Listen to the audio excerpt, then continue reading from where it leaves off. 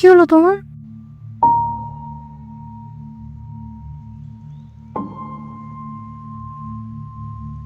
কি করে মন খারাপ করে বসে আছো? ছেলেটার জন্য কিছুই করতে পারলাম না। ভেবেছিলাম এমবিএটা পড়াবো, সেটাও পারলাম না। কাল ফিস জমা দেওয়ার শেষ তারিখ। বাবা বলে সব দায়িত্ব তোমার একারই না গো, মায়ের কোনো দায়িত্ব নেই। কি বলছো? দেখো, আলমারিতে আমার যে গয়নাগাটিগুলো পড়ে পড়ে পড়ছে, সেগুলো তো আর ডিম পারবে না।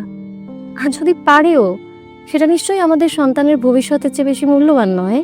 কি বলতে চাইছো বলো তো? বলতে যেটা চাইছি সেটা হলো, আমি ভবিষ্যতে আমার গয়না গড়িয়ে নেব, কিন্তু এখন আমার গয়নাগুলোর প্রয়োজন আমার চেয়ে আমাদের সন্তানের অনেক বেশি। মানে? মানে আমি আগামীকাল এমজিএস গোল্ডে গিয়ে আমার গয়নাগুলো বিক্রি করব। কিন্তু এমজিএস গোল্ডই কেন? কারণ এমজিএস গোল্ডই একমাত্র পুরনো সোনার গয়নার সঠিক দাম দিতে পারে, আর দিতে পারে হাতে নাতে নগদ ক্যাশ টাকার সুবিধে। এমজিএস গোল্ড, অসময়ের বন্ধু।